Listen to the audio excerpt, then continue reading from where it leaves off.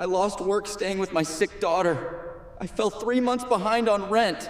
I did everything I could to keep her safe, Your Honor. In my 40 years presiding over this bench, I have seen almost everything. I've seen the face of greed, the face of anger, and more often than not, the face of pure, raw desperation. But nothing, absolutely nothing, prepares you for the silence of a man who has simply run out of options. You see, the law is often described as a blind goddess, holding scales that must remain perfectly balanced. But I've always believed that if justice is blind, it must still be able to feel. It must feel the biting cold of the winter wind, and it must feel the warmth of a trembling human hand. It was the morning of December 24th, Christmas Eve. Outside these thick stone walls, the city was glowing. Families were rushing to buy last-minute gifts. The smell of pine and cinnamon filled the air, and children were dreaming of what they'd find under the tree the next morning. It is a day of reunions, a day of laughter, and a day of light. But inside this courtroom, the atmosphere was different. It was heavy. It was cold. Not because the heaters weren't working, but because of the reality that was about to be called forward. When my bailiff called case number 402, the city versus Marcus Reed, the entire room seemed to hold its breath. Marcus stepped forward, and I noticed him immediately. He wasn't like the usual defendants who come here with excuses or anger. He carried himself with a quiet, heavy dignity that only comes from a man who has been carrying the weight of the world on his shoulders for far too long. But it wasn't just Marcus that caught my eye. Beside him, clutching his hand so tightly her small knuckles were white, was a little girl. Her name was Lily, and she couldn't have been more than 7 years old. She was wearing a red coat that was clearly a few sizes too small, but it was clean, and her hair was neatly braided. Her eyes, those wide, searching, innocent eyes, didn't belong in a courtroom. They belonged in front of a fireplace, filled with the wonder of the season. Instead, they were looking at me, not with fear, but with a quiet, devastating hope that I would be the one to keep her world from falling apart. Marcus was a single father, a man who had been drowning in silence while trying to use his last breath to keep his daughter afloat. Before me on this desk sat a stack of papers, an eviction notice. On paper, the case was simple. The rent hadn't been paid for 3 months. The landlord was within his legal rights to reclaim the property. But as I looked from the cold ink on the page to the warm, terrified eyes of that child, I realized that the law was about to do something unthinkable. It was about to put a father and his daughter onto the frozen streets on the most sacred night of the year. I want to take you inside that moment, second by second. I want you to understand why. Sometimes being a judge means knowing when the law needs a soul. Because what happened next, the words that were spoken and the decision I had to make, wasn't just about a house. It was about what makes us human. It was about the difference between a building and a home, especially when the sun goes down on Christmas Eve. I leaned forward, looking past the legal documents and straight into Marcus's eyes. "Mr. Reed," I said, my voice echoing in the sudden stillness of the room, "the record shows you've lived in that apartment for 4 years. Your landlord says you've been a model tenant until 3 months ago. Tell me, what changed?" Marcus cleared his throat, but the sound was raspy, catching in his chest. He looked down at Lily for a split second, a flicker of shame crossing his face that broke my heart. "Your Honor," he began, his voice barely a whisper. "I've worked at the shipping warehouse since Lily was born. I never missed a shift. I never asked for a handout. But life has a way of hitting you when you're already down." He told the court about the late nights, the double shifts, and the quiet struggle of a man trying to be both mother and father after his wife passed away 3 years ago. That was the first pain point that rippled through the courtroom. You could see the older women in the gallery clutching their purses a little tighter. They understood that kind of loss. In September, Marcus continued, Lily got sick, a severe respiratory infection. She was in the hospital for 10 days. I had to stay with her, Your Honor. She's all I have, but the warehouse, they have a policy. I missed too many days, and they let me go. I found another job, but it pays less, and I'm still digging myself out of those hospital bills. I promised her. He paused, his voice cracking as he looked at his daughter. I promised her she'd have a tree this year. I promised her we'd be safe. Then, the landlord's attorney stood up, a young man in a sharp suit, representing the cold, unyielding letter of the law. Your Honor, he said, while we sympathize with Mr. Reed's situation, my client has property taxes to pay. He has his own family to support. The law is clear. Non-payment of rent is grounds for immediate eviction. We have already given him 60 days. We cannot wait any longer. We are asking for the order of eviction to be signed today. I looked at the attorney, then back at Marcus. I saw the way Marcus's hand started to tremble. It wasn't the tremor of a weak man. It was the tremor of an exhausted soul who had fought every battle and was finally losing the war. I noticed the character signs, the calluses on his hands, the worn-out soles of his shoes, the way he stood protectively in front of Lily. This wasn't a man who was trying to work the system. This was a man the system had failed. So, I said, my voice turning cold as I looked at the attorney, you are asking me to sign a paper that puts this 7-year-old girl on the sidewalk in 20-degree weather on Christmas Eve because of a medical emergency she couldn't control. Is that the justice you are seeking today? The silence that followed was deafening. The scales were tipping, but the weight was becoming unbearable. I sat back in my chair, the leather creaking under the weight of a decision that felt heavier than any I had made all year. I looked at the attorney, then I looked at the landlord, Mr. Henderson, who was sitting in the front row, avoiding my gaze. He was a businessman, and in his world, numbers always had to add up. But in my courtroom, people are not numbers. They are stories, often written in tears and ink that hasn't yet dried. I turned my attention back to Marcus. I want you to look closely at a man like Marcus. If you saw him on the street, you might just see a tired man in a worn-out coat. But from this bench, I see the invisible scars. I noticed the way his shoulders were hunched, not from weakness, but from the years of shielding his daughter from the harsh winds of reality. I saw the deep lines around his eyes, the kind that don't come from age, but from staying awake at night, wondering how to turn $5 into a miracle. This is what I call the physiognomy of sacrifice. His face was a map of every shift he worked and every meal he skipped so Lily could eat. Mr. Reed, I said softly, look at me. He raised his head, and for the first time I saw a flicker of something other than despair. It was pride, a fierce, quiet pride. You told this court you've never asked for a handout. You've worked since you were a boy. You've paid your taxes. You've been a good citizen. And yet, here we are, on the night the world celebrates peace on earth, and you are being told there is no room for you at the inn. I then turned to the landlord, Mr. Henderson. Mr. Henderson, stand up. The man stood, looking uncomfortable. You have a legal right to this money. I'm not disputing that. But I want to ask you something, man to man. When you go home tonight, to your warm house, and you sit down to your Christmas dinner with your family, will the ghost of this eviction be sitting at your table? Will you be able to hear the sound of this little girl's footsteps on the frozen pavement, knowing you were the one who put her there? The courtroom was so quiet you could hear the clock ticking on the back wall. It felt like the heartbeat of justice itself. I saw Lily pull closer to her father, hiding her face in his sleeve. She didn't understand the legal jargon, but she understood the tone. She understood that her life was being debated like a balance sheet. I looked at the stack of papers again. The eviction order was ready for my signature. One stroke of a pen, and it would be over. The law would be satisfied. The landlord would have his justice. But as I looked at Marcus's calloused hands, folded in a silent prayer, I knew that if I signed that paper, I wouldn't just be evicting a tenant. I would be evicting my own conscience. I am not ready to sign this, I announced, and I saw the attorney's mouth drop open. This court is going into a 10-minute recess. I want Marcus and Mr. Henderson to stay right where they are. We are going to find a third way, because in this room we do not throw children into the cold. When I announced that 10-minute recess, I didn't retreat to my chambers to drink coffee or check my emails. I stood just behind the heavy velvet curtains, watching the room through a small gap.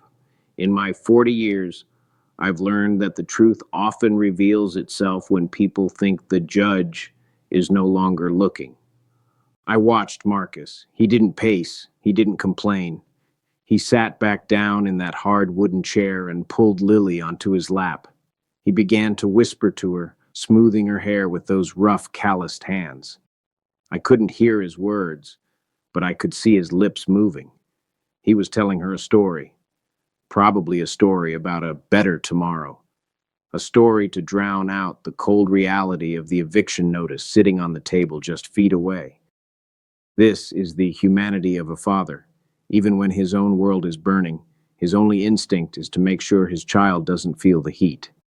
Then I shifted my gaze to Mr. Henderson, the landlord. He was standing by the window, looking out at the snow beginning to fall on the city streets. His arms were crossed tightly. His attorney was whispering in his ear, likely talking about precedents and legal rights. But Mr. Henderson wasn't listening. He was looking at Lily. He was looking at the way she clung to Marcus's neck, her small red coat a bright, painful spark of color in the gray courtroom. I want you to imagine the internal battle happening in that corner of the room. On one side, there is the balance sheet, the thousands of dollars owed, the taxes, the repairs, the cold logic of business. On the other side, there is the legacy of kindness. I've seen men spend their whole lives building empires, only to realize at the end that they are leaving behind nothing but a trail of broken people. I wanted Mr. Henderson to feel the weight of that realization. I wanted him to ask himself, is this the man I want to be on Christmas Eve? The 10 minutes felt like 10 hours. The air in the courtroom was thick with a strange electric anticipation. Even the court reporter had stopped typing. The usual shuffling of papers had ceased. It was a moral vacuum, and it was waiting to be filled. I walked back onto the bench. I didn't sit down immediately. I stood there looking at Marcus, then at Lily, and finally at Mr. Henderson. I noticed a change in the landlord's posture. The stiffness in his jaw had softened.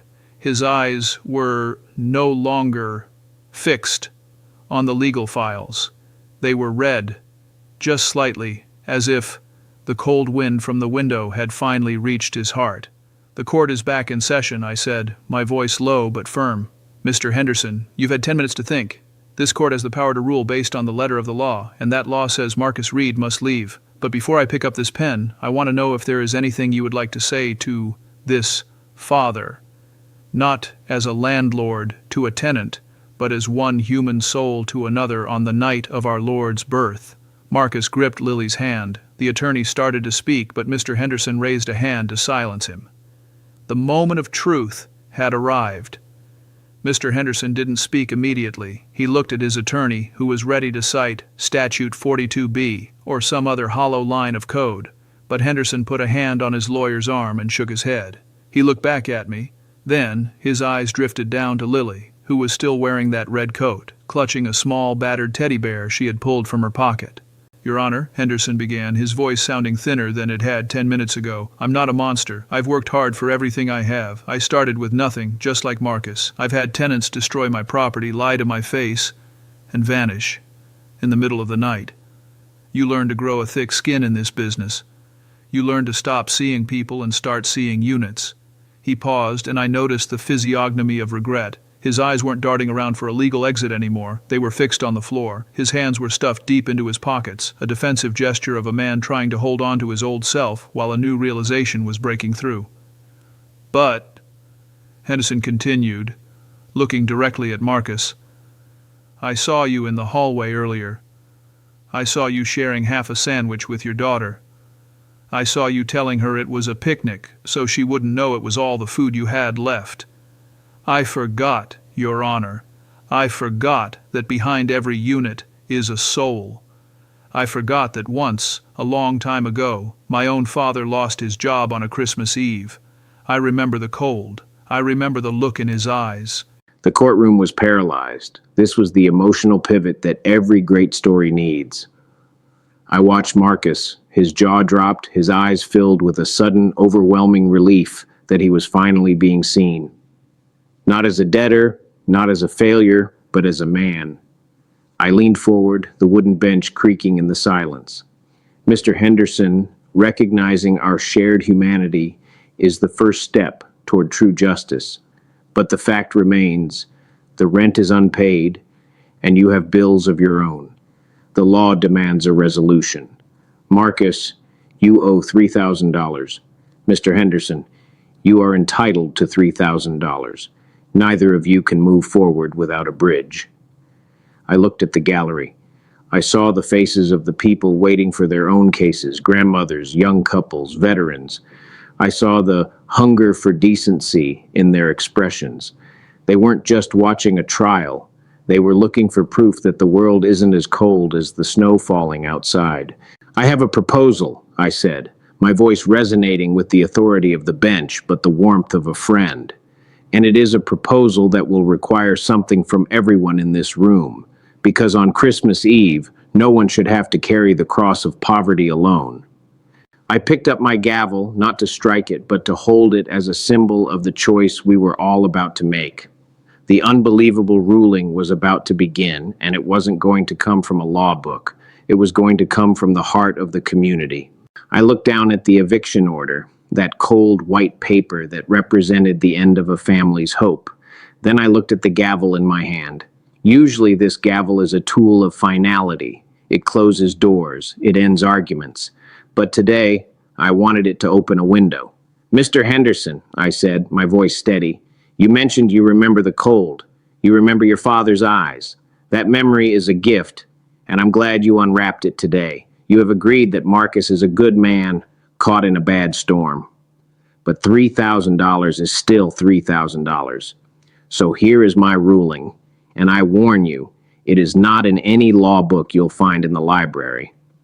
I reached into the pocket of my judicial robes and pulled out my wallet. The courtroom fell into a state of absolute stunned paralysis. I took out two $50 bills and placed them on the bench. "I am starting a fund," I announced. "This is $100 toward Marcus Reed's back rent. This is not from the city. This is not from the court. This is from Frank Simpson, a man who doesn't want to go to sleep tonight knowing a child is in the cold." I turned to the landlord. "Mr. Henderson, you said you aren't a monster. You said you remember. What is that memory worth to you today?" Henderson didn't hesitate. It was as if he had been waiting for someone to give him permission to be kind. "Your Honor," he said, his voice cracking, "if the court is willing to do that, I'll waive the first month. That's $1,000 off the debt, and I'll give him a new lease, starting today." But the unbelievable part was just beginning. This is what I call the infection of kindness. A man in the back of the room, a veteran wearing a faded ball cap, stood up. "Judge," he called out, his voice rough but certain, "I'm here for a speeding ticket. I don't have much, but I've got $20 that says that little girl stays in her home tonight." Then a woman in the second row stood up, then another. I watched Marcus. He stood frozen, his hand still gripping Lily's.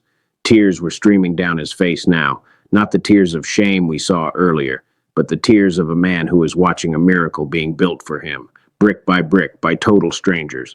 This is the physiognomy of hope. The hunched shoulders I noticed in part one began to straighten. The deep lines of worry on his forehead seemed to soften under the warmth of the room. I looked at Lily. She wasn't hiding in her father's sleeve anymore. She was looking around the room, her eyes wide with a different kind of wonder. She was seeing the world not as a place that takes, but as a place that gives. "Mr. Clerk," I said, "collect the contributions. Mr. Henderson, sit down with Marcus and sign that new lease right here on the defense table. This court is no longer in session for a trial. This court is in session for a homecoming." The gavel didn't need to strike for the room to fall into a holy kind of silence. I sat back and watched as Marcus Reed sat at the defense table, his pen trembling as he signed the new lease agreement. Mr. Henderson, the man who had walked in here as a creditor, was now leaning over Marcus's shoulder, pointing to the lines with a gentle hand. This is the physiognomy of transformation. The hardness in Henderson's face had dissolved. He looked 10 years younger, as if the act of giving had unburdened him as much as it had Marcus. I looked at Marcus's hands. For the first time since he walked through those double doors, they were still. The physiognomy of sacrifice had turned into the physiognomy of peace. When a man is constantly in survival mode, his body is a coiled spring. But in that moment, I saw Marcus exhale, a deep, shuddering breath that seemed to release months of hidden agony. He wasn't just a man who had been given money. He was a man who had been given his dignity back. "Marcus," I said, leaning over the bench, "I want you to look around this room."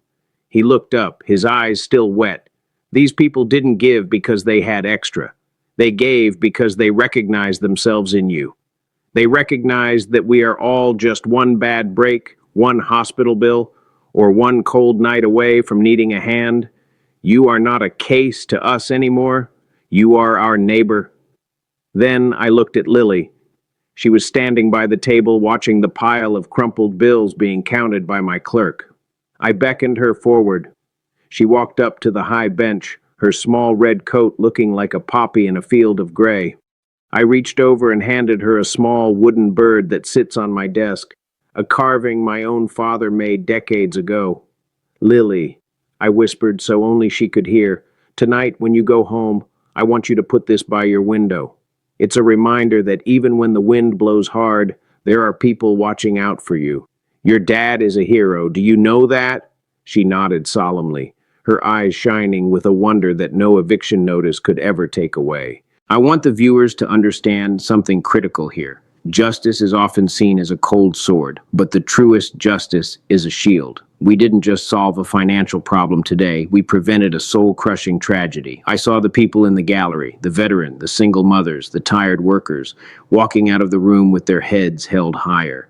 They didn't just witness a ruling, they participated in an act of communal salvation.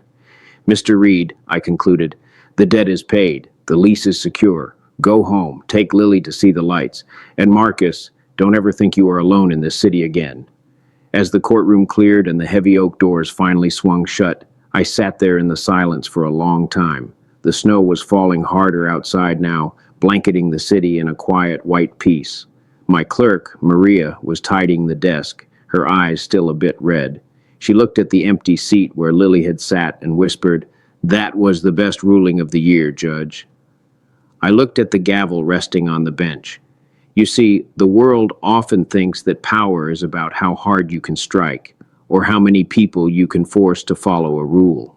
But today, we proved that the greatest power on earth is the power to lift someone up. We saw the physiognomy of gratitude. It wasn't just in Marcus's smile. It was in the way the air in this room changed from heavy to light. It was in the way a landlord remembered he was a son, and a veteran remembered he was a brother. I want to speak directly to you now, sitting at home. Maybe you're watching this in a quiet room. Maybe you've had an October 14th or a Christmas Eve of your own, a moment where the lights seemed to dim and you felt like you were fighting a battle that no one else could see.